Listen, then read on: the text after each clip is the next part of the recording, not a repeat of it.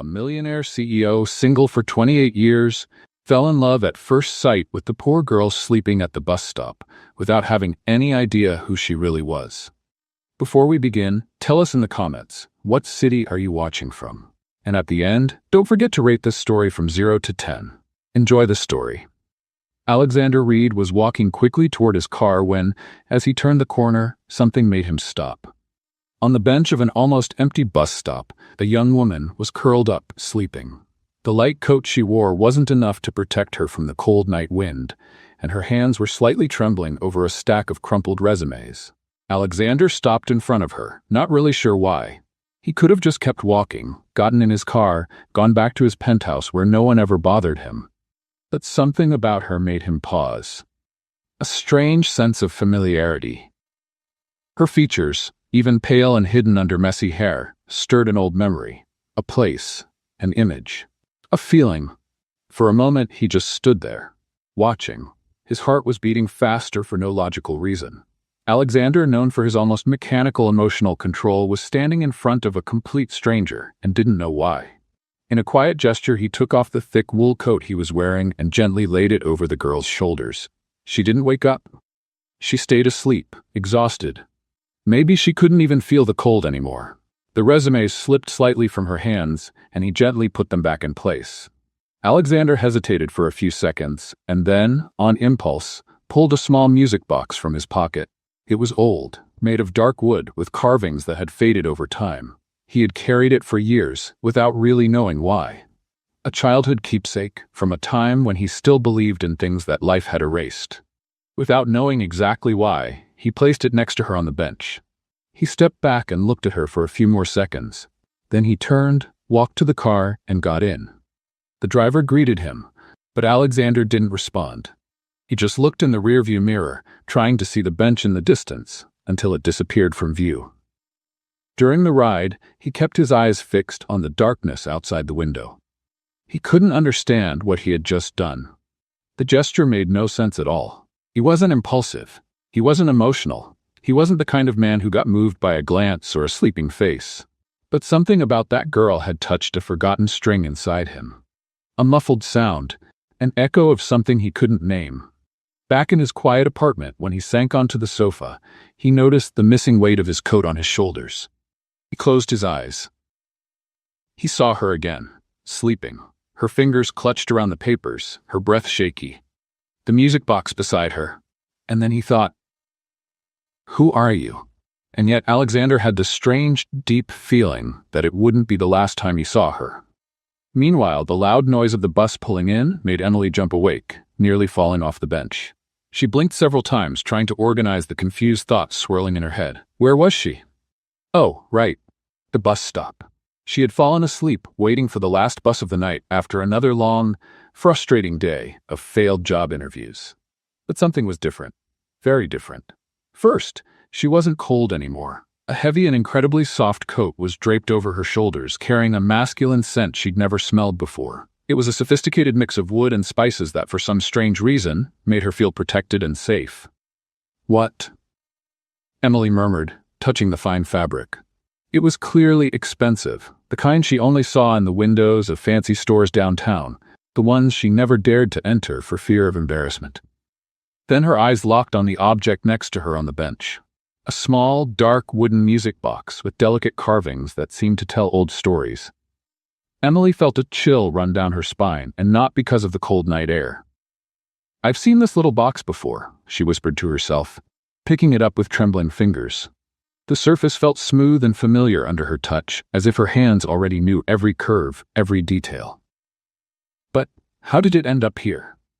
The bus honked impatiently, and the driver shouted through the open window, "You getting on or what, miss? I don't have all night." Emily jumped up, almost tripping over her own feet. Yes, sorry." She quickly gathered her crumpled resumes, still wearing the mysterious coat and holding the music box like it was a treasure. As she stepped onto the bus, she almost slipped on the wet steps. "Careful there, young lady," grumbled the driver, a burly man with a thick Boston accent. "Now, this ain't no amusement park. Sorry, sir, it's just that well, it's a long story." Emily laughed nervously as she searched her pocket for coins to pay the fare. She found the exact amount, as if it were a small miracle. She sat on a seat near the window, still holding the music box tightly. The bus rumbled along Boston's bumpy streets, but Emily barely noticed the motion. All her attention was focused on the object in her hands. Carefully, as if handling something sacred, she opened the lid of the box. Immediately, a soft and melancholic melody began to play. The first notes hit Emily like lightning, making her heart race in a way she couldn't explain. Tears began to fill her eyes without warning. They weren't tears of sadness, but of something much deeper and harder to describe. It was as if that music touched a part of her soul that had been asleep for years. An overwhelming sense of familiarity surrounded her, as if that melody were part of who she was, a missing piece of her identity lost to time. "Why am I crying?" she murmured to herself, wiping the tears away with the back of her hand. "It's just a song." But it wasn't just a song. It was much more than that. It was like those notes were the key to a locked door in her memory, a door she didn't even know existed. Blurred fragments of images danced in her mind. A large, cold place, other children, a dark-haired boy who always made her laugh. "Next stop, Commonwealth Street," the driver announced, interrupting her thoughts. Emily quickly closed the box, as if that could hold back the emotions she didn't understand. The coat was still wrapped around her shoulders, giving her a warm, comforting hug she didn't want to let go of. When she finally arrived at the small apartment she shared with 2 roommates, Emily tiptoed inside so she wouldn't wake anyone. Sarah, her roommate who worked the night shift at a hospital, had left a note on the fridge. "Emily, there's leftover pizza in the oven. And stop blaming yourself about the interviews. You'll get there." Emily smiled for the first time that day. Sarah always knew what to say to cheer her up. She grabbed a cold slice of pizza and sat at the small kitchen table, still wrapped in the mysterious coat with the music box in front of her. "Okay, let's break this down," she said out loud, as she often did when she needed to organize her thoughts. "First, I woke up with a designer coat that definitely isn't mine.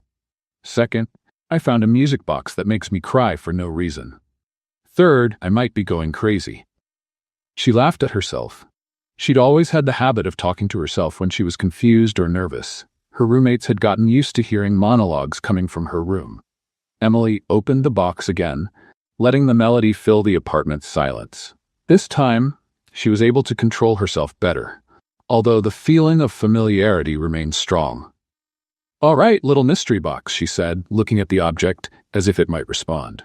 "Do you want to tell me how you ended up in my life? Because I'm pretty sure I didn't buy you, and my current budget does not allow for fancy gifts to myself." The box, of course, didn't answer. But Emily was sure there was a story behind all of it. Someone had placed that box beside her, the same person who had left the coat. But who? And why? She examined the coat more closely.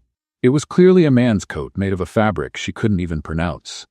There was an inner label with a brand she'd only seen in fashion magazines, Armani. Her eyebrows rose so high they nearly disappeared under her bangs. "My goodness," she whispered. "Whoever left this must have more money than I'll see in my entire life." Emily got up and carefully placed the music box inside her backpack, along with the crumpled resumes. Tomorrow would be another day of job hunting, and she had a strange feeling that this little box might bring her luck. It was silly, of course, but after the terrible day she'd had, she was willing to believe in anything that might change her luck.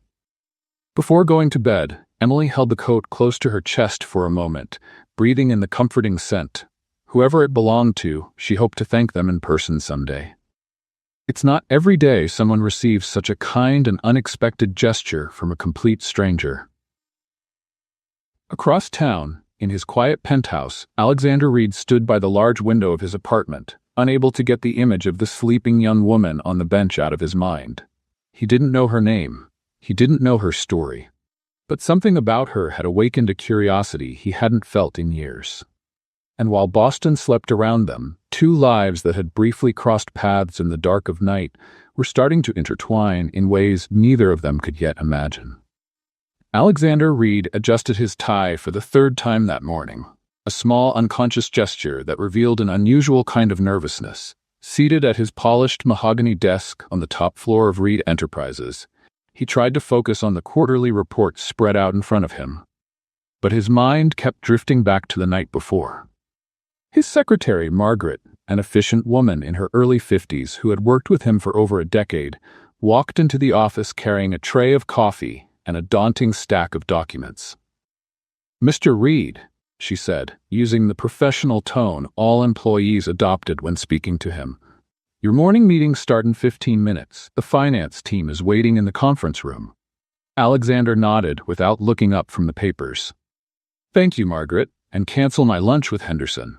I'm not in the mood for his bad jokes today." Margaret hesitated for a moment. In all her years working with Alexander, she had rarely seen him this distracted. "Is everything all right, sir? You seem different today." "I'm fine," he replied, finally looking up at her. "Just tired." But the truth was, Alexander hadn't slept well. The image of the young woman on the bus stop bench remained vivid in his mind, as if it had been burned there. Something about her had stirred up old memories. Fragments he usually preferred to keep buried. The morning meetings went as they always did. Nervous employees presenting charts, Alexander asking pointed questions that put everyone on edge, and an overall atmosphere of tension so thick it could be cut with a knife. No one dared joke or relax around him. It had been that way for years. "Third quarter numbers show a 3% drop," said Bradley, the finance director, adjusting his glasses nervously. "But we believe that with the measures we've implemented—" "Bradley?" Alexander interrupted, his voice cold and precise. 3% might not sound like much to you, but that's millions in lost revenue. What exactly is your plan to recover that loss?" The man swallowed hard, and Alexander could almost hear the sweat dripping from his forehead. It was always like this, respect mixed with fear, efficiency masked by tension. After 2 hours of meetings that felt endless, Alexander decided to head down to the ground floor to check some reports from the HR department himself. It wasn't something he normally did. He preferred having the information brought to him. But that day, he felt an unusual restlessness.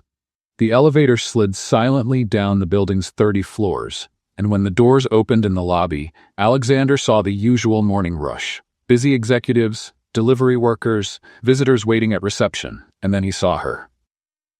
At the front desk, a young woman was handing an envelope to the receptionist. She wore simple clothes, a slightly wrinkled white blouse, and a black skirt that had seen better days. Her brown hair was tied back in a messy ponytail, and she held an old synthetic leather folder that looked like it had been through many battles. Alexander's heart almost stopped. It was her, the girl from the bench. Even dressed differently, standing straighter and with more determination, he recognized her instantly. The delicate features, the way she bit her lower lip when nervous, the way her fingers tapped lightly on the strap of her folder. Alexander took a step toward the front desk, but froze when he saw her turn to leave. She walked past him, less than 2 meters away. But she didn't look at him. She was too focused on her own concerns to notice the man in the expensive suit watching her with quiet intensity. "Thank you," he heard her say to the receptionist. "I hope you'll consider my application." And then she was gone, disappearing through the building's revolving door as if she'd never been there. Alexander stood in the middle of the lobby for a few seconds, ignoring the polite greetings from employees walking past him. His mind was still processing what he had just seen. She was looking for a job. She had just handed in a resume at his company. The rest of the day passed in a haze of distraction. Alexander sat through more meetings, signed documents, made decisions that would impact thousands of employees, but his mind was elsewhere. He found himself staring out the window more than usual, almost as if he hoped to catch sight of her again on the busy streets of Boston. The next day, an uncontrollable curiosity made him pick up the phone to call Margaret. "I want to see yesterday's new hires report," he said, trying to sound casual. "All of the new hires, sir?" Margaret looked surprised. Alexander rarely showed interest in entry-level hiring details. "Yes, all of them." When the report landed on his desk, Alexander reviewed it line by line until he found what he was looking for. Among the new employees for the night shift, a cleaner had been hired to work on the executive floors. Emily Carter. Emily. Now he knew her name. That evening, Alexander did something completely out of the ordinary. Instead of going straight home after work, he stayed in the building. He told Margaret he'd be working late, but in truth, he was waiting.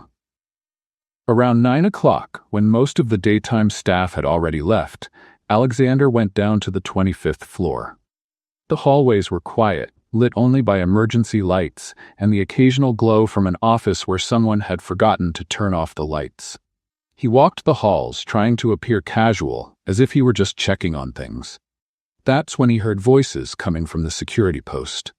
"The new cleaner seems nice," said one of the guards, Robert, a big man who had worked the night shift for over 15 years. "Emily, right?" She said she started yesterday. "Yeah," the other guard, Jimmy, replied. "I saw her with the cleaning cart on the 23rd floor. She looks like a hard worker." Alexander felt his heart speed up. She was there, in the building, at that very moment. Without thinking much about what he was doing, he headed for the elevator and went down one floor. The elevator doors opened with a soft chime, and Alexander stepped out onto the 24th floor. The lighting was dimmer there, casting long shadows along the walls. He followed the faint sound of wheels squeaking on the marble floor. And then he saw her. Emily was pushing a cleaning cart down the hallway, her hair tied up in a practical bun, wearing a simple blue company uniform. She was focused on her task, wiping door handles with smooth, efficient motions. When she looked up and saw him at the end of the hallway, their eyes met. For a moment that felt like it lasted forever, they just looked at each other. Emily tilted her head slightly, as if trying to remember where she might have seen that man before, but nothing came to mind. To her, Alexander was just another executive working late. "Good evening," she said politely before turning her attention back to the cleaning cart. "Good evening," Alexander replied, his voice sounding rougher than usual. Emily went back to work, and Alexander stood there for a few more seconds before returning to the elevator. When the doors closed, he leaned against the wall and shut his eyes. She hadn't recognized him. To Emily, he was a complete stranger, but to Alexander, she was the missing piece of a puzzle he hadn't even realized he was trying to solve. And now, for the first time in years, Alexander Reed had something to look forward to beyond reports and meetings. He had a mystery to unravel, a connection to explore. He had Emily. On her third night working at Reed Enterprises, Emily was starting to get used to the routine. She had learned where the cleaning supplies were kept, figured out which elevator was fastest to the upper floors, and even discovered that the 12th floor bathroom had the best toilet paper in the entire building. "Okay, Emily," she murmured to herself as she pushed the cleaning cart down the 27th floor hallway. Third night and still not fired. That has to be some kind of personal record. The building was practically empty at that hour. Only a few lights remained on in offices where some workaholics were still working late. Emily liked the silence. It was relaxing after full days of job hunting and hearing more no's than a parent trying to get a 2-year-old to eat broccoli. She had just finished cleaning 3 offices in a row when she reached the end of the hallway. There, a door was slightly open, and she could hear a deep voice talking on the phone. Emily hesitated for a moment. Should she clean that office now, or wait for the person to finish the call? Decisions, she whispered to herself, looking at the cart full of cleaning products. If I wait, I'll have to come back later. If I go in now, I might interrupt an important conversation. But if the person wanted complete privacy, they wouldn't have left the door open, right? Emily decided she'd be quick and quiet. She took only the bucket with soap water and a cloth, leaving the rest of the cart in the hallway. That way, she'd make less noise. She walked up to the slightly open door, trying to peek in without being noticed. Through the gap, she could see a man with his back turned, speaking on the phone with a firm, commanding voice. He wore a suit that looked like it cost more than her apartment rent. "The numbers from last quarter are unacceptable," the man said. "I want a meeting with all departments on Monday, and this time I want solutions, not excuses." Emily swallowed hard. He was clearly someone important. Maybe it was better to come back later. She started to back away, and that's when disaster struck. As she stepped back, Emily bumped the door with her shoulder. It opened a little wider with a sharp creak. The sound startled her, and she lost her balance. The bucket of soapy water slipped from her hands like it had a life of its own. What happened next felt like it played out in slow motion, like one of those movie scenes where everything goes wrong at once. The bucket flew in a perfect arc, dumping its entire contents directly onto the shoes of the man on the phone. Emily froze. She didn't breathe, didn't blink, didn't move. She was like a bronze statue in the middle of the office, except bronze statues don't blush from embarrassment. The man stopped speaking mid-sentence. Slowly, like a predator spotting prey, he turned around. It was Alexander Reed, the CEO, the most feared man in the entire building, and she had just soaked him with dirty soap water. I, Emily stammered, feeling like the floor might open up and swallow her whole. Mr. Reed, oh my goodness. Alexander looked down at his Italian leather shoes, now drenched in cloudy water. Then he looked up at Emily, who seemed to be on the verge of a nervous breakdown right there. Let me call you back, he said into the phone, keeping his eyes on Emily. Something unexpected just came up. Emily went into full panic mode. She dropped to the floor and started trying to dry his shoes with a cleaning rag, which only spread more water across the marble floor. I'm so sorry, Mr. Reed. Sorry, she said, frantically rubbing his shoes. I'll fix this. I have special soap, vinegar, baking soda, holy water if you're religious, whatever you need. Alexander looked down at the young woman who was practically kneeling at his feet, trying desperately to undo the damage. It was both a ridiculous and touching sight. There she was, the girl from the bench, the same person who had been on his mind for days, now in total panic because of his wet shoes. Holy water? He asked, and Emily paused for a second. Well, I don't have it with me right now, but I can get some, she said quickly. My neighbor, Mrs. Martha, always has some. She says it's good for everything, from blessing a new home to getting rid of bad luck. And looking at the situation, I definitely need to get rid of some bad luck. Then something completely unexpected happened. Alexander Reed, the man who hadn't smiled in years, the CEO who made employees nervous just by being in the elevator, felt the corners of his mouth begin to lift. It was a small smile, almost unnoticeable, but it was there. For the first time in years, someone had made him smile, truly smile. Emily was still on the floor, trying to dry the floor with the now soaked rag. I can pay to have the shoes cleaned, she said. It might take me 6 months, but I'll do it. Or I can work overtime for free. Or I can... Well, I'm out of good ideas at this point. Stand up, Alexander said softly. Emily stopped talking and looked up. Sir?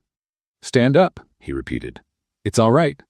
All right, Emily slowly stood up, still holding the wet rag. Mr. Reed, I just turned your shoes into a kiddie pool.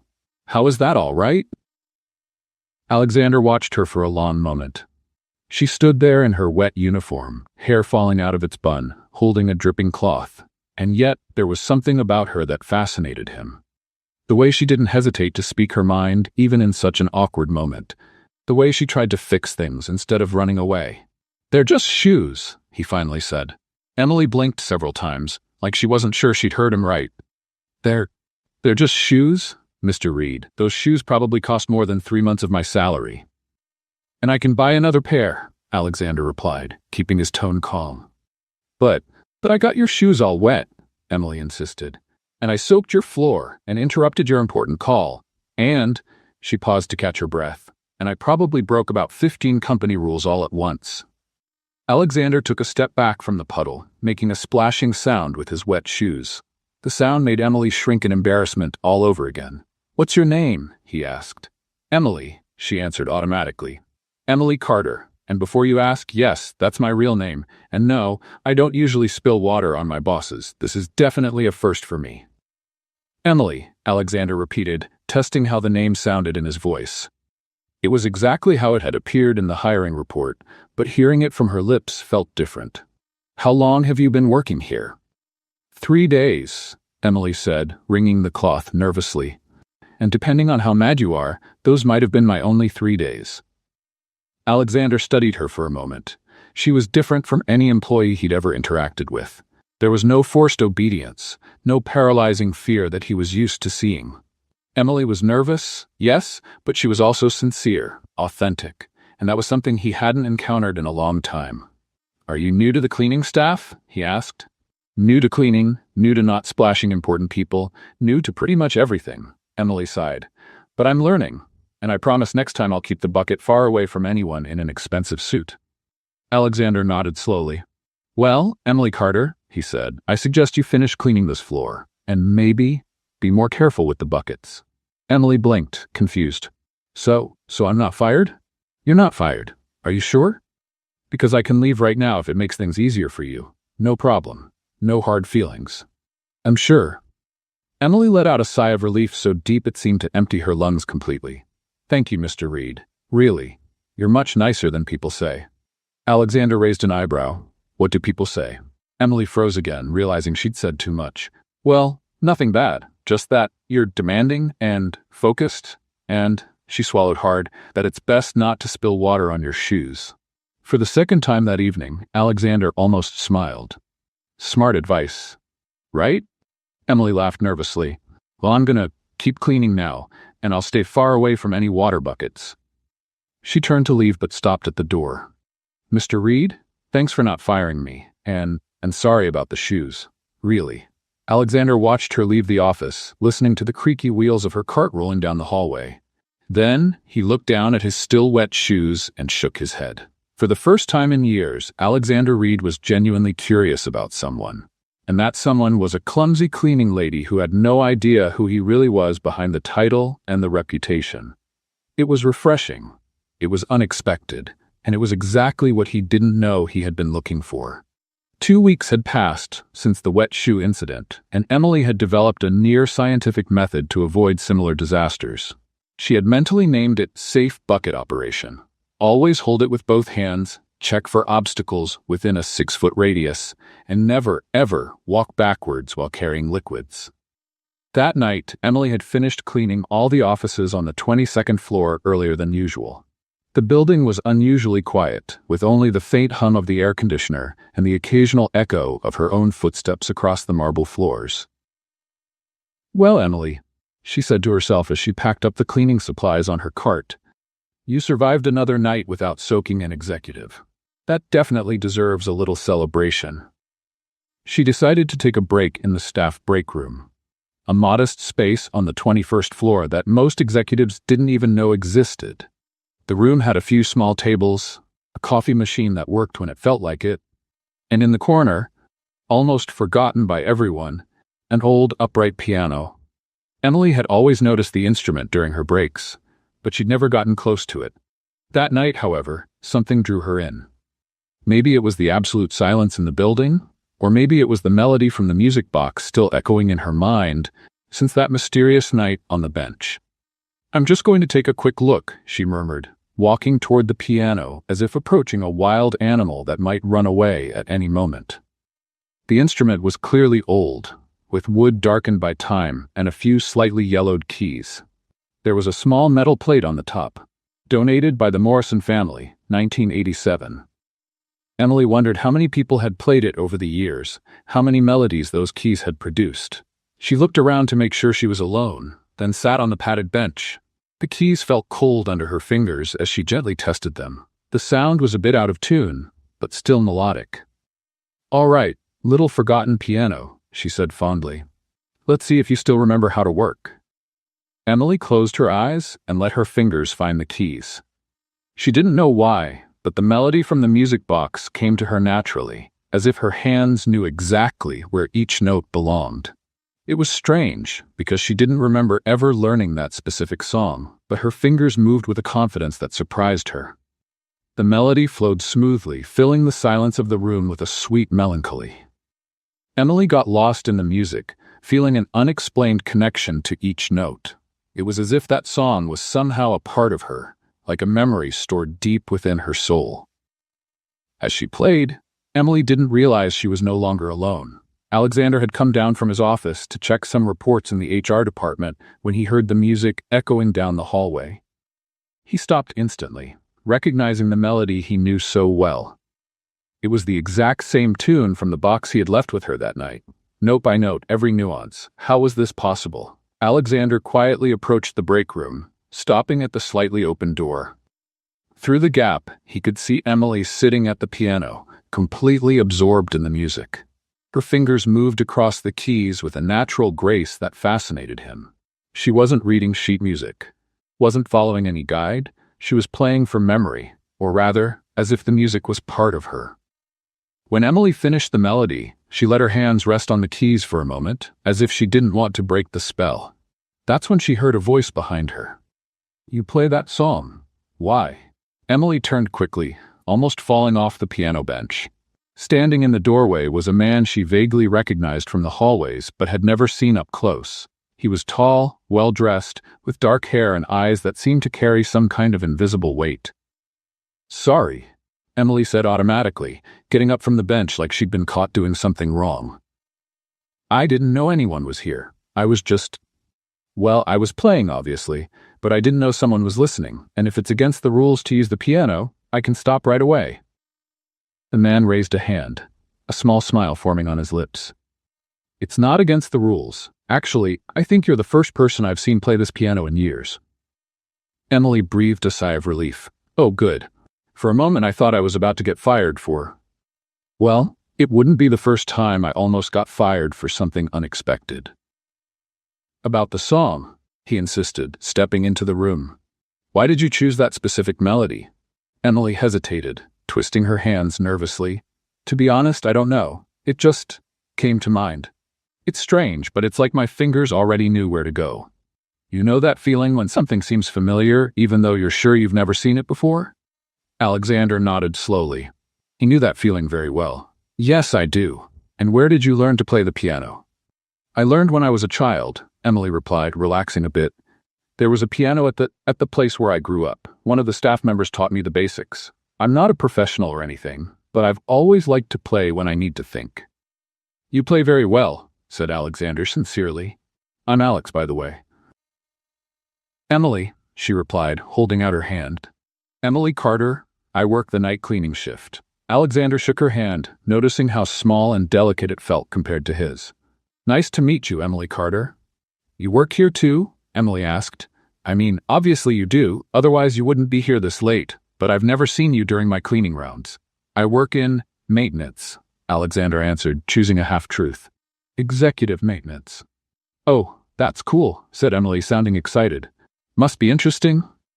"I bet you know all the building's secrets, like where the best coffee machines are and which bathroom has the softest toilet paper."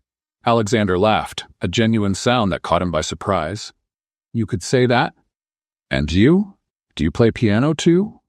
Emily asked, gesturing toward the instrument. "A little," Alexander admitted, "but not like you. You have a natural talent." Emily blushed slightly. "Thank you. That's kind of you to say, even if it's just to be polite." "I'm not being polite," Alexander said. "I'm being honest." There was a comfortable silence between them for a moment, and then Emily sat back down on the piano bench. "Want to join me? This bench is big enough for two, and I promise not to play anything too complicated." Alexander hesitated for a moment. When was the last time he'd sat casually with someone, without schedules, reports, or business pressure? He couldn't remember. "Why not?" he said, sitting next to her on the bench. "All right, Alex from Executive Maintenance," Emily said with a playful smile. "Let's see what you can play." Alexander placed his fingers on the keys and began a simple, familiar melody. Emily joined in, creating a natural harmony that blended perfectly with his main tune. It felt like they had played together many times before. "Wow," Emily said when they finished. "We play really well together. It's like our styles match perfectly." Alexander looked at her, studying her bright expression. "They really do." "Want to hear something funny?" Emily said, turning to face him. "I have this strange feeling that we've met before. Not here at work, but somewhere else. Have you ever had that feeling with someone?" Alexander's heart beat faster. "Yes," he said softly. "It's an unexplainable feeling." "Exactly," Emily exclaimed. "It's like déjà vu, but stronger, like there's a story I should remember, but it's locked away somewhere I can't reach." They kept talking for over an hour, completely losing track of time. Emily talked about her past jobs, her struggles finding work, and her hopes for the future. Alexander, careful not to reveal too much about his real position, spoke about Boston, about music, and how life sometimes takes unexpected turns. It was the most natural and comfortable conversation Alexander had had in years. Emily had a way of talking that made him feel relaxed, like he could let his guard down and just be himself. She was funny without trying to be, smart without being full of herself, and genuinely kind in a way he had forgotten people could be. "Wow, what time is it?" Emily suddenly asked, glancing at the clock on the wall. I can't believe so much time has passed. Time flies when you're having fun, Alexander said, surprised to realize he truly had enjoyed himself. It really does, Emily agreed, standing up from the bench. Well, Alex, it was a pleasure meeting you. I hope we get to talk again soon. I hope so too, Alexander said, and for the first time in a long while, he actually meant it. As Emily left the room, Alexander stayed seated at the piano for a few more minutes. There was something about her that deeply intrigued him. The way she played that particular melody, the feeling of familiarity she mentioned, how naturally they talked. For the first time in years, Alexander Reed didn't want to avoid a human connection.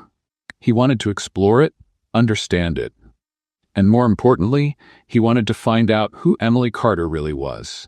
In the days following their meeting at the piano, something changed in Alexander Reed's routine. For the first time in years, he found reasons to leave his top-floor office and head down to the lower levels of the building. There was always a logical excuse: checking the energy efficiency on the 22nd floor, inspecting hallway cleanliness, or reviewing nighttime safety protocols. Margaret, his secretary, started noticing the odd pattern. "Mr. Reed," she said one morning, looking at his schedule, "you've been going down to the lower floors a lot lately. Is there a specific issue I should know about?" Alexander adjusted his tie, a gesture Margaret had learned to recognize as a sign of nervousness. "Just making sure all operations are running properly," he replied, keeping his tone professional. A CEO should be familiar with every part of the company. Margaret raised an eyebrow but said nothing. In 15 years working for Alexander, she had never seen him so interested in the operational aspects of the company. That evening, once again, Alexander found himself going down to the 21st floor. It had become almost a routine. Finish the official workday, wait for most employees to leave, and then look for Emily. He found her in the break room, organizing her cleaning supplies while softly humming to herself. When she saw him, her face lit up with a genuine smile. "Hi, Alex," she said cheerfully. "Another executive maintenance inspection?" Alexander smiled, feeling slightly guilty about the lie. "Something like that. And you? How was work today?" "Well, let me think," Emily said, counting on her fingers. "I managed to clean 3 entire floors without knocking anything over. No one slipped on the freshly mopped floor, and I didn't spill anything on an important executive. I'd say it was a productive day." "Still worried about the shoe incident?" Alexander asked, amused. "Worried?" Emily laughed. "Alex, I have nightmares where I'm chasing Mr. Reed through the hallways with buckets of water. I bet he still tells that story to other executives at board meetings." If she only knew, Alexander thought. "I'm sure he's completely forgotten about it." "You think so?" Emily looked relieved. "I hope so. I don't want to be known as the cleaner who splashes important people. That's not exactly the kind of reputation I'm aiming for." They walked together through the hallways as Emily wrapped up her tasks. Alexander had discovered he liked listening to her talk. She had a lively way of telling stories, turning even the most ordinary events into amusing tales. "You mentioned the other day that you grew up somewhere with a piano," Alexander said casually. "What was that place like?" Emily hesitated for a moment, and Alexander noticed a shadow cross her eyes. "It was an orphanage," she finally said. "I lived there from the age of 6 until I turned 18. "I'm sorry," Alexander said gently. "That must have been hard." "It had its moments," Emily admitted, trying to keep the tone light. "But there were good things too. Mrs. Patterson, who ran the music room, taught me to play the piano. She used to say music was like a secret language that could comfort the soul." Alexander felt something stir in his chest, a faint and distant memory. "Did you have friends there?" "A few," Emily said, a nostalgic smile forming on her face. "There was a boy. We were inseparable. He had this way of making me laugh, even on the hardest days. We spent hours listening to music together." "What happened to him?" "He was adopted when we were about 8, Emily said, her voice growing quieter. "I was happy for him, of course. Everyone deserves a family, but I missed him a lot." Alexander stopped walking, an odd feeling washing over him. There was something familiar in her story, something that stirred memories he had long buried. "What was his name?" he asked, trying to keep his voice casual. "Josh," Emily replied. "Joshua, actually, but everyone called him Josh. He had dark hair and eyes that always looked like they were hiding secrets. He used to say that one day he'd come back to find me."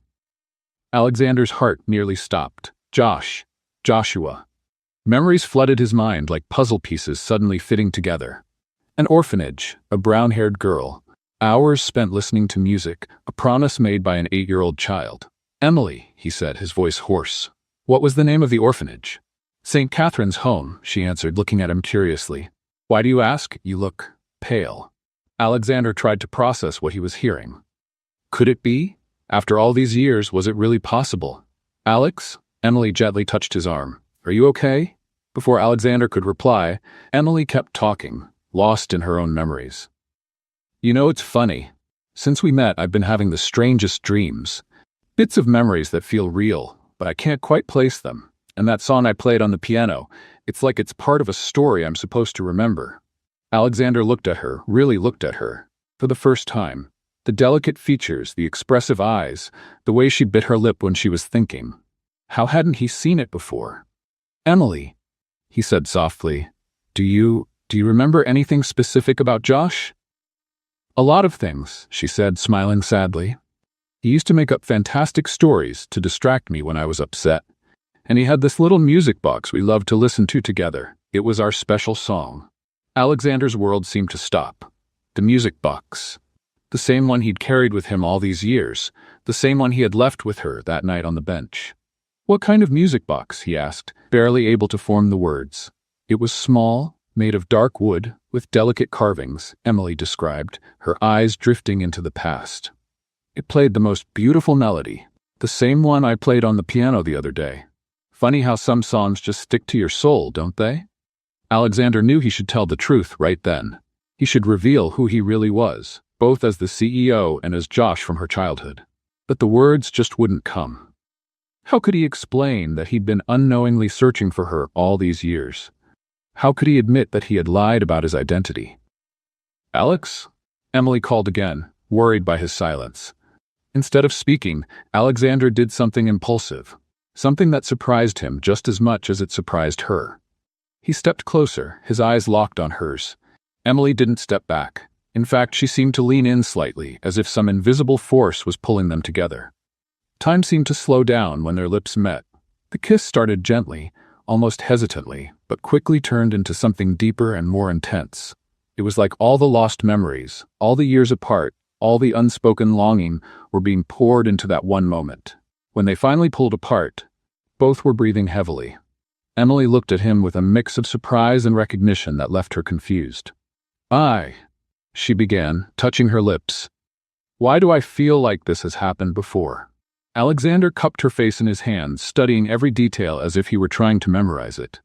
Maybe because it already did, he said softly. In another life, in another time. Emily let out a quiet laugh, but her eyes were shining. Do you believe in things like that? Destiny? Soulmates? I didn't, Alexander admitted. Until now. They stood there, lost in each other's eyes, both feeling that something important had shifted between them. Neither of them knew yet that it wasn't just the present connecting them, but a shared past that was finally beginning to come out of the shadows. What Emily didn't know was that the man she had just kissed was both the CEO she feared and the Josh she had never forgotten. And what Alexander didn't know was that he had finally found the person his soul had been searching for all his life. A week had passed since the kiss, and Emily felt like she was floating through the halls of Reed Enterprises. She and Alex had met every night since, talking for hours in the break room or walking down the empty corridors while she finished her work. It felt like they had rediscovered a long-lost friendship, but with a new and exciting closeness. Sarah, I think I'm in love. Emily confessed to her roommate one morning as they sipped coffee in the small kitchen of their apartment. Sarah, who worked night shifts as a nurse, looked up from her newspaper with one eyebrow raised. In love? Emily Carter, you've always said you didn't have time for romance. I know, Emily said, spinning in her chair like a teenager. But he's different, Sarah. It's like we've known each other for years. We talk about everything, laugh about everything, and when we're together, time just disappears. And he works at your company? In executive maintenance, Emily replied. Alex is special. He really listens to me, not just pretends while thinking about something else. Sarah smiled. Well, I'm happy for you. Just be careful where you're walking when you're daydreaming about him. We don't want you spilling another bucket of water on some important executive." Emily laughed. That only happened once, and Mr. Reed didn't even seem that mad. That afternoon, Emily got an unexpected call from her cleaning supervisor, Linda. "Emily, sweetheart," Linda said in her raspy smoker's voice, "I need you to cover the afternoon shift today. Jessica called in sick, and we've got an important meeting on the 30th floor that needs to be spotless." "Sure, no problem," Emily replied. "What time do you need me there?" 2 o'clock. "And Emily, wear your newest uniform. This meeting's with the big shots." Emily arrived at the building earlier than needed, excited for the change in her usual routine. She rarely worked during the day, so it would be interesting to see the building with more people around. Maybe she'd even run into Alex by chance. Linda met her in the lobby, holding a clipboard and looking more stressed than usual. "Emily, thank you for coming," she said quickly. "I need you to clean room 30A. It's one of the main meeting rooms, right next to the CEO's conference room. Everything has to be perfect." "Got it," said Emily, grabbing her cleaning cart. "Room 30A, total perfection. I could do that with my eyes closed." "And Emily," Linda grabbed her arm, "if you see any executives around, be discreet. They don't like being disturbed." Emily nodded and stepped into the elevator. 30th floor. It was her first time going that high up in the building. The doors opened to reveal a luxurious hallway with thick carpets, artwork on the walls, and a stunning view of the city through floor-to-ceiling windows. "Wow," Emily whispered to herself. "This place is fancier than some hotels I've stayed at." Well, hotel, singular, and it wasn't that fancy. She found room 30A easily, noticing the door was slightly open.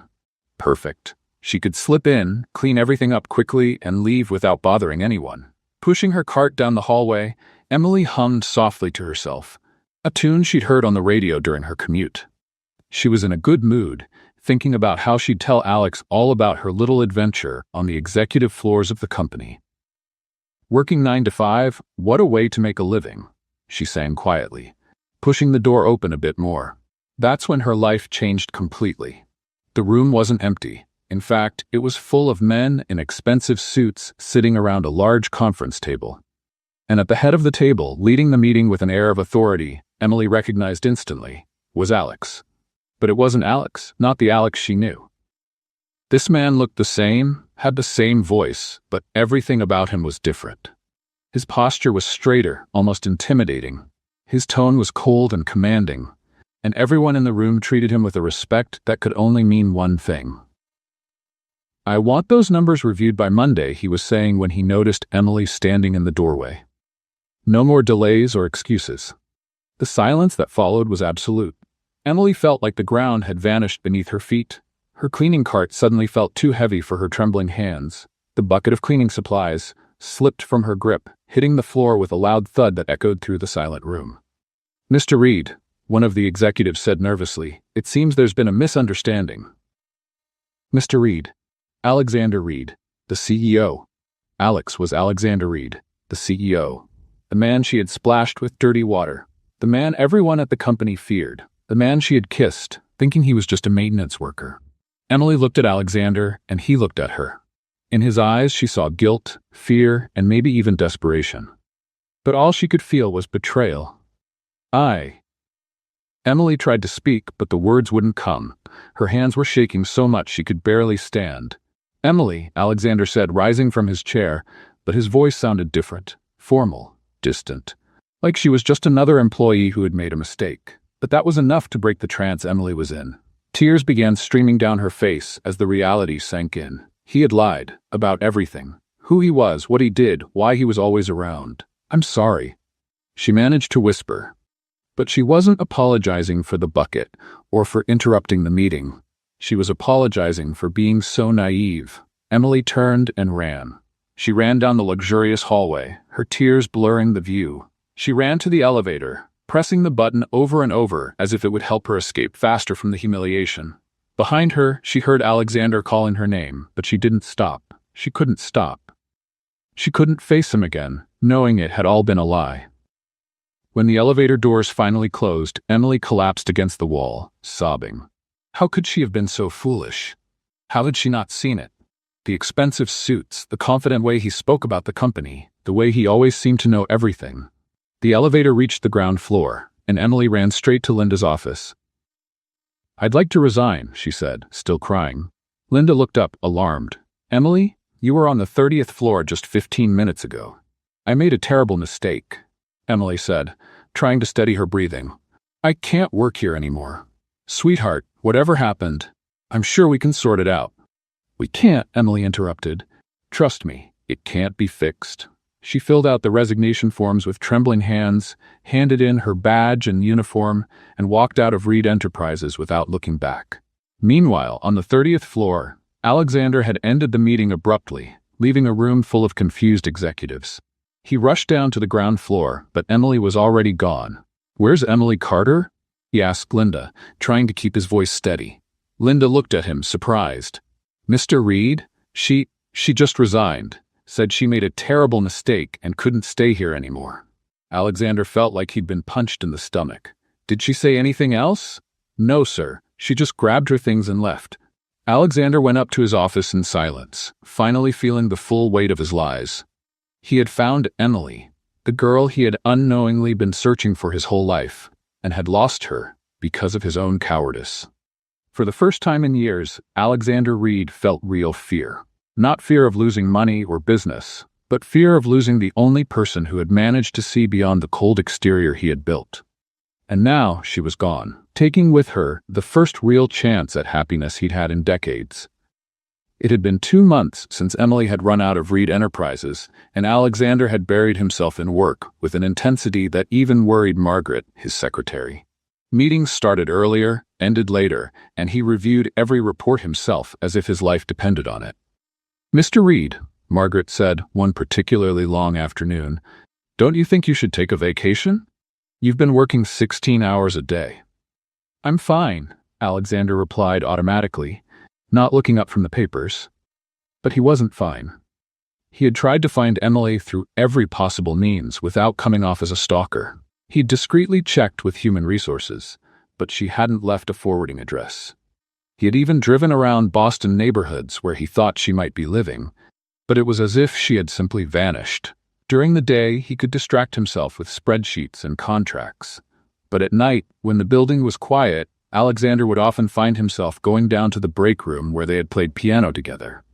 He would sit at the bench and play the music box melody, hoping somehow it would bring her back. It was on one of those melancholic nights that Margaret showed up at his door with a golden envelope. "Mr. Reed, this came for you," she said hesitantly. "It's an invitation to the annual benefit event for the Arts for Boston Foundation. I usually decline these kinds of things, but—" "Decline it," Alexander said without looking. "Sir, with all due respect, you need to get out of this office, and it's for a good cause. The foundation raises money for music programs in orphanages." Alexander looked up. Orphanages. Emily had grown up in an orphanage. It was a weak connection, but— "Where's the event?" "At the Harrison Gallery, in the Historic District," Margaret replied, clearly surprised. "Live music, dinner, silent auction. Confirm my attendance." That Saturday night, Alexander reluctantly found himself driving downtown. The Harrison Gallery was small and charming, very different from the large corporate events he was used to. Around 50 people mingled through the intimate space, sipping wine and admiring local artwork on the walls. Alexander greeted a few familiar faces, made a generous donation to the silent auction, and was just about to leave when he heard the sound of a piano coming from the center of the gallery. His first reaction was nostalgia. For the past 2 months, any piano music reminded him of Emily. But there was something familiar about this particular melody. Very familiar. Alexander walked toward the small crowd that had gathered around the piano. Through the people, he caught sight of a young woman sitting at the instrument, her fingers gliding over the keys with natural grace. She wore a simple navy blue dress, and her hair was down, falling in soft waves over her shoulders.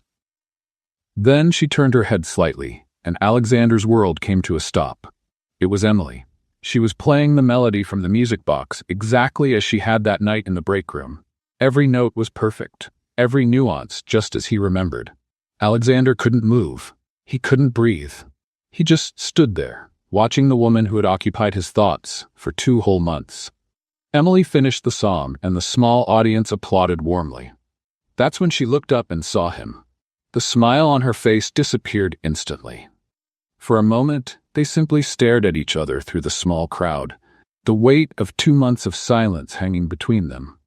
Alexander watched as Emily stood up from the piano bench and walked toward the quieter side of the gallery. He followed her, his heart pounding harder with every step. "Emily," he said when he finally got close enough to speak without being overheard. "Alexander," she replied, and the name sounded formal in her voice. "What a surprise to see you here." "I could say the same," he said. Are you playing professionally now?" Emily laughed, but there was no humor in it. "Hardly. I'm a piano teacher for underprivileged kids at the community center. When the gallery found out, they invited me to play at tonight's event. Apparently, live music brings in more donors." "Piano teacher," Alexander repeated. That's wonderful, Emily." "It's honest," she said, and the word carried a weight he understood right away. Alexander felt like he'd been slapped. "Emily, I know I have a lot to apologize for." "You lied," she said simply. "About everything. Who you were, what you did, why you were always around. I know. You made me feel like a fool." "I know," Alexander repeated, his voice rough. "And I'm sorry. More than you can imagine." Emily studied him for a long moment. "Why didn't you tell me the truth?" Alexander ran a hand through his hair, a nervous habit Margaret would have recognized instantly. Because for the first time in my life, someone was looking at me as just Alex. Not Alexander Reed, the CEO. Not someone with power or money. You saw me as me. "But you weren't just Alex," Emily said. "You were Alexander Reed pretending to be Alex. That's different." "You're right," Alexander admitted. "I was scared." "Scared of what?" "Scared that if you knew who I really was, you'd change toward me. That you'd treat me like everyone else does. With fear, forced respect, or interest in what I could offer you." He paused, searching for the right words. "I've never had someone see me as just a regular person. I've never had someone laugh at my jokes, tell me their stories, kiss me just because they wanted to, not because I was important." Emily stayed silent, taking in his words. "Emily," Alexander went on, "I know I have no right to ask for anything, but would you give me a chance to be honest now? Completely honest?" For the first time since they'd met, Emily smiled. It was a small, cautious smile, but it was there. "I don't know if I'm ready to forgive you, Alexander, but I'm willing to listen." Alexander felt a wave of relief. "That's more than I deserve." "Much more," Emily agreed, though there was a hint of humor in her voice. They talked for another hour, sitting on a small bench in the back of the gallery. Alexander told her about his childhood, how he became a CEO so young, how he had built emotional walls around himself. Emily spoke about the past 2 months, how she found work teaching piano, and how she'd missed him despite the anger. "Emily," Alexander said as the evening came to an end, "I'd like you to come back to the company. I can offer you a better position, something in music therapy, or—" "No," Emily gently interrupted. "Thank you, but no. People would say you're giving me special treatment because of personal interest. And they'd be right." Alexander nodded, understanding. "Then, can we see each other? Outside of work, like regular people?" Emily hesitated, then took his phone and typed in her number. "I promise not to disappear again," she said, "but that doesn't mean things will go back to how they were." "I understand," Alexander said. "Can I start over?" Emily looked at him, weighing his sincerity. "I think everyone deserves a second chance," she finally said. "Even lying CEOs." Alexander laughed, a real sound of relief. "Thank you, Emily. I promise this time will be different." "It better be," Emily said, but she was smiling when she said it. When they parted that night, both of them knew things would never be the same. But maybe, just maybe, it could become something even better. In the 3 weeks that followed their reunion at the gallery, Emily and Alexander settled into a peculiar routine. They met 2 or 3 times a week for walks in Boston Common, lunch at small cafes, or just to sit on park benches and watch people go by. It felt strange, like they were getting to know each other for the first time. Alexander was being carefully honest about everything, from his food preferences to his obsessive habits. Emily, in turn, kept testing this new version of him, asking direct questions and watching his reactions closely. "So," Emily asked one sunny afternoon as they walked along Newbury Street, "when you were a kid, what were you most afraid of?" Alexander thought for a moment. "Being forgotten." He answered truthfully. And you? Being alone forever, Emily said. Funny how some fears never change, huh? They stopped in front of a bookstore window and Emily pointed to a book about gardening. Do you have plants? I have a rooftop garden, Alexander admitted. My one embarrassing confession is that I talk to the plants. Emily laughed. That's not embarrassing. I talk to my reflection in the mirror every morning. She's a great listener, never disagrees with me. It was in moments like that when Alexander remembered why he had fallen in love with her. Emily had a way of turning any situation into something light and fun. It was during one of those pleasant afternoons that Emily's past decided to resurface in an unexpected way. They were sitting at a small cafe in the North End when Emily heard someone call her name. She turned around and saw a tall man with blonde hair and a wide smile walking toward their table. Emily Carter. The man exclaimed, I can't believe it's you. Emily stood up, surprised but smiling. Frank Morrison. Oh my goodness, it's been so long. Alexander watched as Emily hugged the newcomer. Frank was clearly attractive, with that easy charm Alexander had never quite possessed. He wore casual but well-fitted clothes and had the kind of natural confidence that came from always being well received. Frank, this is Alexander, Emily said, gesturing between the two men. Alexander, this is Frank. We grew up together at St. Catherine's. Ah, the famous Alexander, Frank said, extending his hand with a smile that didn't reach his eyes. Emily's told me about you. Alexander shook his hand, noticing the firm and slightly prolonged grip. Frank? He said politely. Mind if I join you? Frank asked, already pulling up a chair before getting an answer. Emily, you won't believe the coincidence. I'm running a new music school here in Boston, focused on education for underserved communities. When I heard you were teaching piano, I thought of you right away. Emily perked up. Really? What kind of school? It's called Harmony House, Frank explained, clearly enthusiastic. We offer free classes for low-income children, music therapy, even a scholarship program for conservatories. It's exactly the kind of thing you always dreamed of doing. Alexander saw the genuine interest in Emily's eyes and felt a sting of something he didn't like to admit. Jealousy. Sounds like a great program, he said, keeping his tone neutral. It's fantastic, Frank agreed. And Emily would be perfect to lead our piano department. The salary's good, the benefits are excellent, and she'd be making a difference in the lives of hundreds of kids. Frank, that sounds amazing, Emily said, but you don't even know if I'm qualified for something like that. Emily, I've known you since you were 6, Frank said, leaning forward. I know what you can do. Remember when you taught little Susie at the orphanage? She was so traumatized she wouldn't talk to anyone, but after 2 weeks playing music with you, she was singing again. Alexander watched the conversation, feeling more and more like an outsider. Frank and Emily shared a history he could never be part of. They had memories, shared experiences, a foundation built on years of friendship. How about dinner tomorrow? Frank suggested. I can show you the school, introduce you to the rest of the team. I'm sure you're going to love it. Emily looked at Alexander, as if asking for permission or advice. Well, of course, Alexander said quickly. Sounds like a great opportunity. Great, Frank said. And Alexander, you should come too. After all, Emily always tells me how supportive you've been. There was something in Frank's tone that Alexander didn't like, but he nodded. I'd be happy to.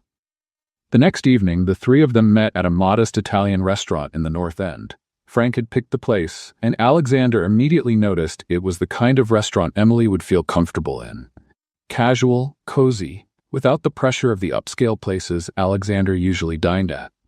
Dinner started well, with Frank telling funny stories about the school and Emily laughing genuinely. Alexander tried to join the conversation, but felt out of place.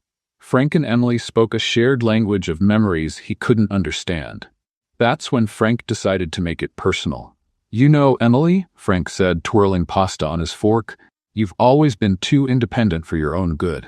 Remember when you turned down help from the Johnson family who wanted to adopt you? You said you didn't need rescuing. Emily blushed slightly. Frank, I'm just saying some things never change, Frank continued, looking directly at Alexander.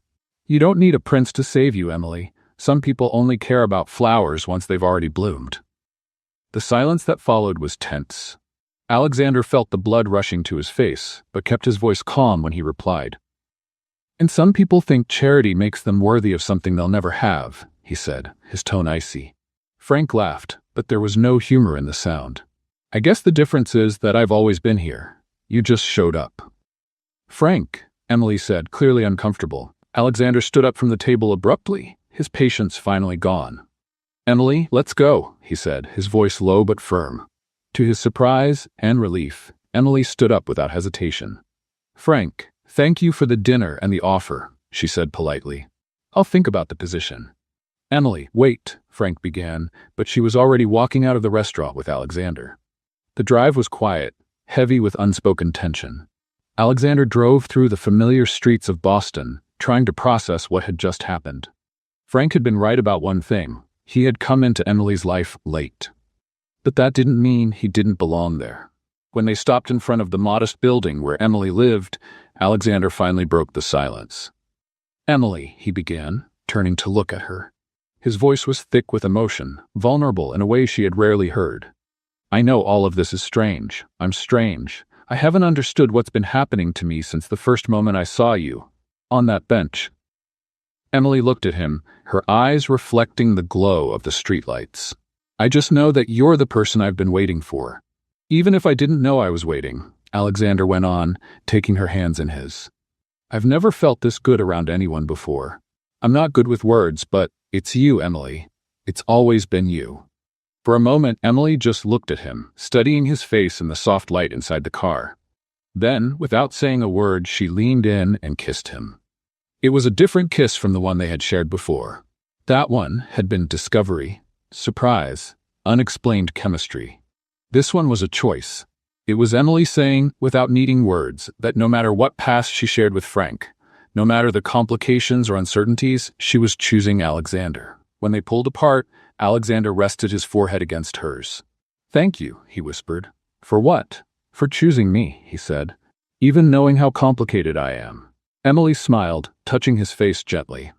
Alexander Reed, she said, you might be a lot of things, but boring isn't one of them. Rain tapped insistently against the window of the small bedroom Emily shared with her two roommates. It was one of those gray Boston afternoons that made you want to hide under a blanket with a cup of hot chocolate. Emily had come home early from her piano lessons. 3 students had canceled because of the weather. Well, she said to herself, looking around the messy room, since I'm here, I might as well pretend to be a tidy person.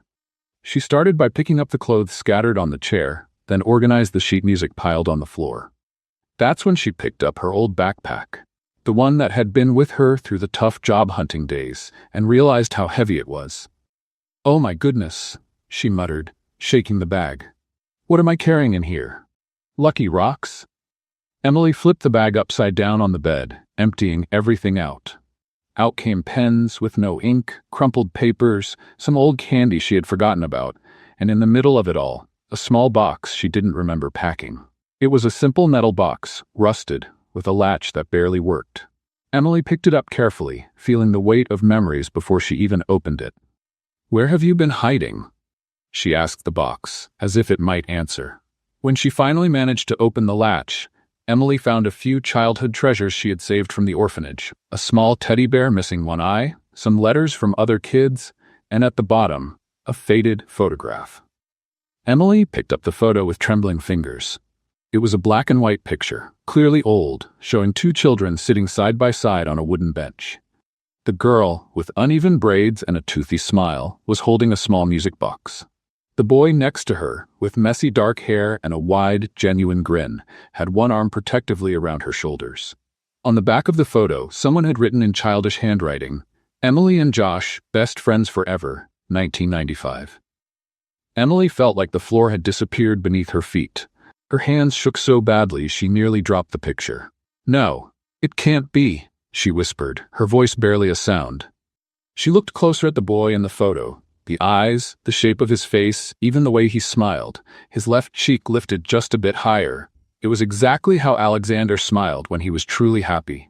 A flood of memories hit her mind like a dam had broken. She remembered the hours they spent hiding in the orphanage attic, listening to the soft melody of the music box Mrs. Patterson had given them. She remembered Josh making up fantastic stories to distract her when she cried for a family she had never known. She remembered how he always shared his pudding with her at dinner, even when she insisted she wasn't hungry. And then came the most painful memory of all: the day Josh's adoptive parents came to take him home. She remembered standing at the window, watching him get into the car with a beautiful family that promised to give him everything he deserved. Josh had turned and waved at her, shouting that he'd come back for her. She never saw him again. "Josh," Emily whispered, tears beginning to fall. "My Josh?" But there was a piece that didn't fit the puzzle: the name. Alexander wasn't Josh, or was he? Emily jumped up from the bed, still holding the photo. She couldn't stay still. She needed answers. She needed to see Alexander. She needed to know if her mind wasn't playing tricks on her. Without even thinking to grab an umbrella, Emily ran out of the apartment.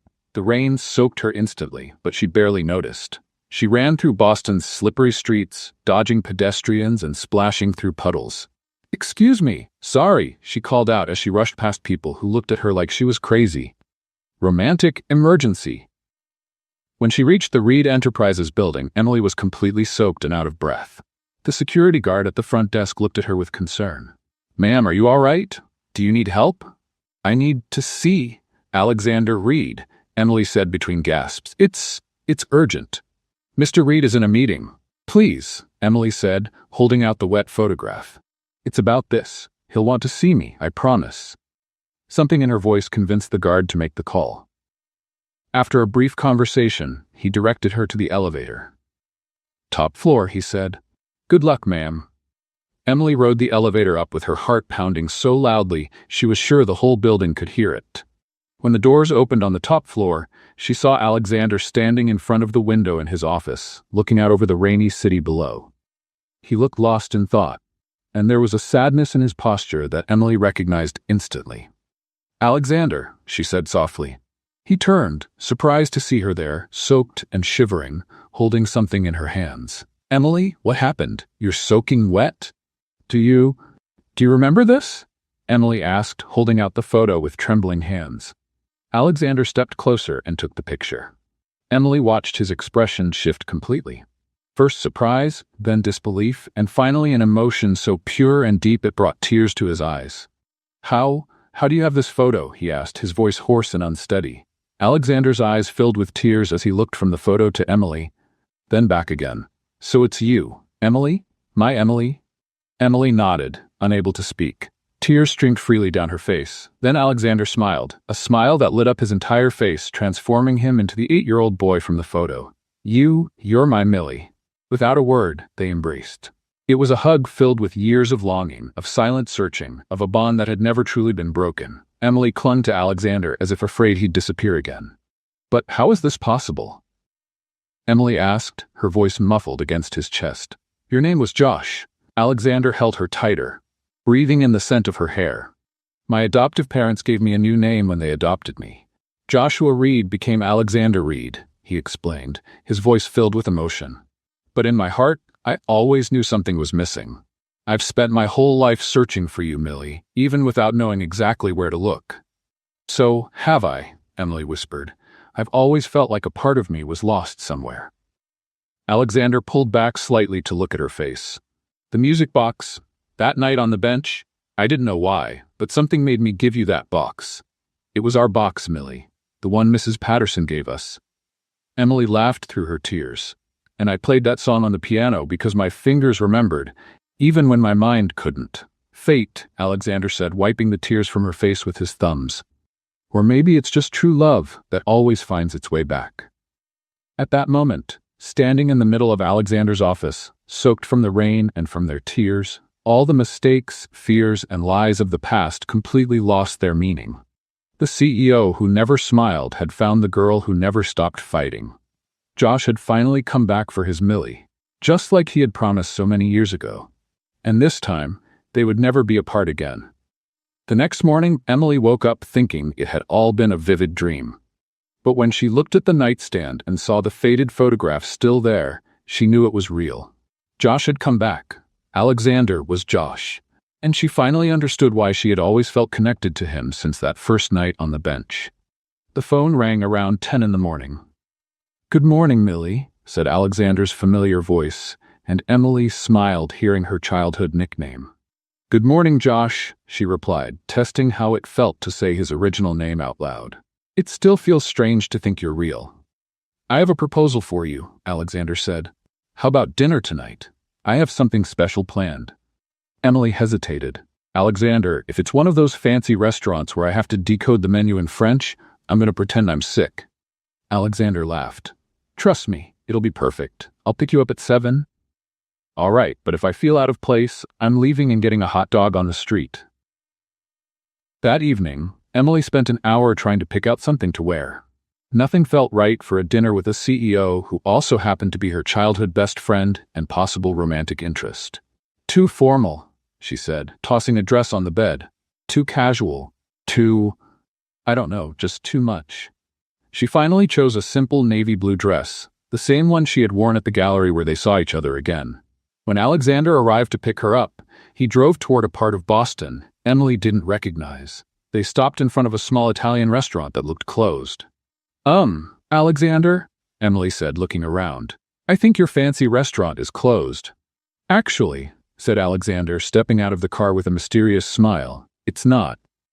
He led her to the entrance, where a maitre d' was waiting for them. When the doors opened, Emily was speechless. The entire dining room was empty, except for one table in the center. But it wasn't the table that impressed her. It was the walls, decorated with old sheet music, candles scattered everywhere creating a warm golden light, and in the center of the table, her favorite childhood music box. "Alexander Reed," Emily said slowly. "You rented out an entire restaurant?" "Technically, I bought the whole dinner," he corrected. "And before you say it's too over the top, just remember, I've been your best friend for over 20 years. I'm allowed to do ridiculously romantic things." Emily laughed, feeling her eyes well up with tears. "You were always dramatic, even when we were kids." They sat down, and Emily opened the music box. The familiar melody began to play, and she felt like she was being transported back to those days at the orphanage, when music had been her refuge. "Emily," Alexander said after they finished the main course, "do you remember what I promised when I was adopted?" "You said you'd come back for me," Emily replied, smiling sadly. "But we were kids, Alexander. Kids make promises they can't keep." "Some promises just take longer to keep," Alexander said, standing up from his chair. And then, to Emily's complete shock, he got down on one knee next to the table. "Alexander, what are you doing?" she asked, her heart pounding. Instead of pulling out a velvet box, Alexander took out a folded piece of paper, written in her own careful handwriting.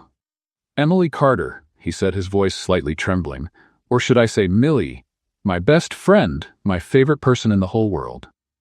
Emily was already crying before he even finished the sentence. Alexander unfolded the paper and read, "Do you want to live every day with me like it's our new beginning?" Emily couldn't hold back her emotions. Tears streamed down her face, but she was also laughing, a mix of joy and disbelief. "Is this a marriage proposal?" she asked, her voice breaking with emotion. "It's a life proposal," Alexander replied, his own eyes shining with tears. "It's a promise that we'll spend the rest of our lives making up for lost time and creating new memories." Without hesitation, Emily slid down from her chair and knelt in front of him, holding Alexander's face in her hands. "Joshua Reed," she said, using his full name, "it took you 20 years to keep your promise." "Sorry for the delay," he said, smiling. Emily kissed him then, a kiss full of every unspoken promise, all the years of waiting and all the hopes for the future. It was a kiss that said yes, before she even spoke the word. When they pulled apart, Emily was still holding his face. "Yes," she said clearly. "Yes, I want to live every day like it's our fresh start. But," she paused dramatically, "I have one condition." Alexander looked a bit nervous. "What is it?" "I get to choose the ceremony music," Emily said with a playful smile. "And it won't be anything traditional. It's going to be our psalm, the music box one." Alexander laughed, a pure sound of relief and happiness. "I'll agree to any condition you want as long as you say yes." "Then it's official," Emily said, still kneeling on the floor of the empty restaurant. "Emily Carter is going to marry Joshua Alexander Reed." Who would have thought the girl who soaked the CEO's shoes would end up marrying him? "Technically," Alexander said, helping her to her feet, "you've been marrying me since we were 6 years old. It just took us a while to figure it out." They laughed together like two kids who had finally found each other after a long game of hide-and-seek. There, surrounded by candles and sheet music, with the music box playing its special tune, Emily and Alexander began composing the melody of their future together. And this time, no one would tear them apart again. 3 months after the proposal at the restaurant, Emily stood in front of the mirror in her bedroom, adjusting for the 10th time the simple veil that had once belonged to her piano teacher at the orphanage, Mrs. Patterson. "Stop fussing with that veil," said Sarah, her roommate, who was acting as maid of honor. "You're going to end up tearing it." "I can't help it," Emily admitted, her hands trembling slightly. "Sarah, I'm getting married in the little church where I grew up, to my childhood best friend who also happens to be a millionaire CEO. If that's not a reason to be nervous, I don't know what is." "It's a reason to be happy," Sarah corrected her, adjusting the flowers in Emily's hair. "And a reason to stop pinching yourself. You're getting all red." Outside, Emily could hear the sound of children laughing and chatting. Alexander had insisted the wedding take place at St. Catherine's home, the orphanage where they met. The current pastor, Reverend Williams, had been touched by their story and offered the small chapel for the ceremony. "Emily," called a familiar voice from the hallway. "Can I come in?" "Come in, Stella." Stella Peterson, Emily's friend from her job-searching days, entered the room holding a simple bouquet of daisies and white roses. "Oh my goodness, Emily," Stella said, her eyes filling with tears. "You look radiant." "I'm trying not to throw up from nerves," Emily confessed. "Does that count as radiant?" "Definitely," Stella laughed. "And just wait until you see how nervous your groom is downstairs. He's already adjusted his tie like 15 times. Emily smiled, feeling some of the butterflies in her stomach settle down. It was comforting to know Alexander was just as nervous as she was. The small chapel at the orphanage had been decorated with simplicity and love. White ribbons and wildflowers adorned the wooden pews, and at the altar, simple candles created a warm, welcoming atmosphere. There was no luxury or extravagance, just love and hope filling every corner. The guests were few but special. Sarah and Stella, a few close friends of Emily's, Margaret, Alexander's secretary, and Alexander's adoptive parents, Robert and Helen Reed. They had immediately embraced Emily as family, insisting she call them Mom Helen and Dad Robert. And seated in the front pews were a dozen children from the orphanage, all dressed in their best clothes, holding simple musical instruments. When the moment came, Emily heard the familiar tune of the music box, only this time it was being played by a small group. Some children with recorders, others with triangles and xylophones, all playing with sweet concentration. "It's your time, dear," said Helen Reed, who had insisted on walking Emily down the aisle since she had no parents to do the honor. Emily took Helen's arm and began walking down the small aisle. She wore a simple white satin dress she had found at a second-hand shop, but it had been altered with such care that it looked like it had been made just for her. When her eyes met Alexander's at the altar, Emily felt like the whole world made sense. He stood there in his simple but elegant tuxedo, holding the original music box, the very one he had left with her that night on the bench.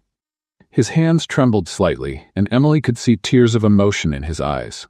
"Wow," Alexander whispered when she reached the altar. "You look wow." "Is that your official statement?" Emily asked, laughing softly. "Because I can ask the Reverend to repeat the vows if you want to elaborate." "You are the most beautiful woman I've ever seen," Alexander said, correcting himself. "And the funniest and the most amazing and—" Okay, Emily interrupted, smiling. "Save some sweet words for the official vows." Reverend Williams, a kind 60-year-old man who knew their story, began the ceremony with a voice full of emotion. "Dear friends," he said, "we are here today to witness something truly miraculous. A love that began in childhood, was separated by time and distance, but found its way back." During the vows, both Emily and Alexander cried openly. They had written their own promises, and the words were simple but deep. "I promise," Emily said, holding Alexander's hands, "to be your best friend, your adventure partner, and your favorite person to talk to about totally random things at 3 in the morning.